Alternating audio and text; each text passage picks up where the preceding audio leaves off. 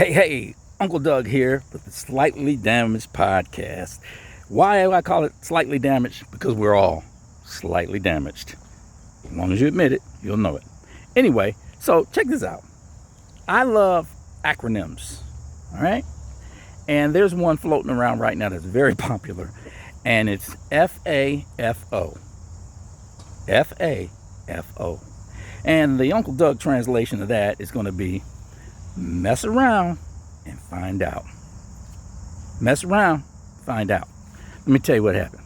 So, at one point in my music career, I represented in my region these guys, cash money millionaires, extremely successful.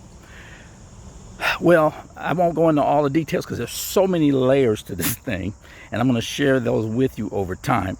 So many entertaining stories, but it happened to me, right? So they had hit records, okay?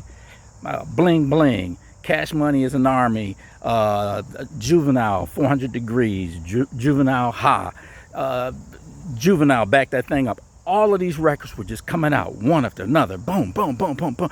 So as a record promoter, stick my chest out real big, I was very excited and very proud, right? Well, on a side note, but it's very important, every city we went to, I was reminded that cash money is an army, cash money is a navy, okay? Why was I reminded of that? Because every city we went to, we were accompanied by no less than 20 troops, okay? They all had the white t-shirts, the black jeans, they had the camouflage bandanas. It was very intimidating for anyone who encountered them. And they had it laid out perfect because they were not of any emotion. They wouldn't smile. They'll have that disposition. But then when you get them at the hotel, they laughing like little kids, watching cartoons and everything. But at any rate, they had to keep their image because cash money is an army. Cash money is a navy. So while in Atlanta, we had all these records on the radio. I mean, it was ridiculous. It was like, dang. There was a program director, and I'm going to call him Harold Thompson. Okay, I'll call him Harold Thompson. He was one of the programmers at the top hip-hop station in, for sure, the South, but some would say in America. So this guy had a lot of juice. They had this annual event, and he came to me and he said, Doug Craig, I need the Cash Money Millionaires to be on my birthday bash event. I said, oh, okay, cool. When is it? And he told me, and I said, oh, dude, they on the West Coast during that whole month. They out there on the West Coast. I don't care, Doug Craig. I play too many of your records for you not to make it happen. I need you to make it happen. I said, come on, man, you got to be kidding me. Their professional itinerary says they're going to be on the West Coast. He started ramping up. He was trying to, really be tough on me. He was younger than I was, and we actually got along pretty cool. But sometimes his job would get to his head, and the power that dude had was immeasurable. So it's important to have this guy program your record because it pays a lot of bills, all right? So we're doing these tour dates and shows, but this dude kept saying, I want them for birthday bash. Doug Craig, I want them for birthday bash. So he would add new records that I would bring in. I'd be like, yeah, man, this is the new record from Lil Wayne, okay? Or this is a new one from Juvenile. Yeah, okay. So he's trying to lather me up and hype up his show because he's just itching to announce that Cash Money gonna be on the show, right? Remember, Cash Money's an army, Cash Money's a navy. So this dude, after me telling him, there's no way, he expected us to reroute them and bring them to Atlanta and do his show. And I said, come on, man, that ain't gonna happen.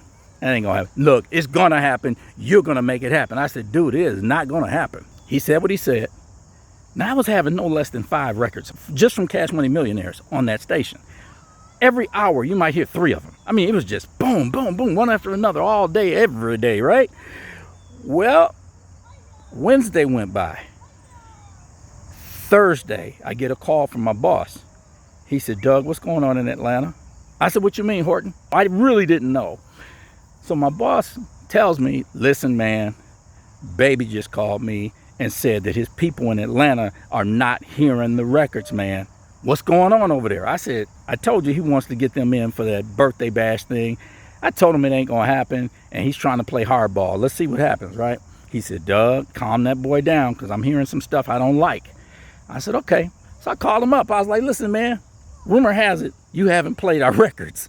That's right, and I'm not gonna ever play them till you guys send me a letter that they're gonna perform on my stage. That's it. I said, dude, you need to come up off of that. I'm telling you right now, come up off of that thought, okay? I'm telling you now as a friend, leave that alone. Put the records back in, and I'll see what I can do about supporting your station with a promotion, something spectacular. But you are not going to get Cash Money Millionaires on your stage. Well, I'll show you guys. I'm going to keep these records off. I said, dude, I'm telling you, put those records back in. Well, fast forward about an hour. Dude had a red Suburban. I mean, a big red Suburban, okay? His office was like on maybe the 12th floor, I think it was. I get this call. Doug Craig, what the hell's going on, Doug Craig? I said, what, man?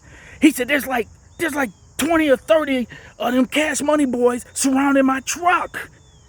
I said, look, man, I told you. Don't do what you're doing. He said, nah, man, no, y'all playing games. I said, no, you started the game. They're turning it into your reality. If I were you, I'd put those records on. So he's talking to me, looking out the window, looking down at his truck. Doug, they're rocking my truck, Doug. They're rocking it. So apparently they were holding on to the top of it, and the truck was just swinging, right? He's like, Doug. I said, listen to me. Put the records back on, or it'll get worse than that. Trust me. Man, I had the radio on, and next thing you know, dum. Record after record after record. Hell, it felt like the Cash Money Music Hour, okay? And I called my boss. I said, hey, man, he says, whatever just happened down there, I guess it's working because he's putting the records back in.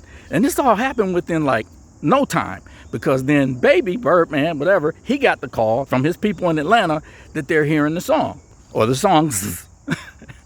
So dude was like, man, what's up with that, man?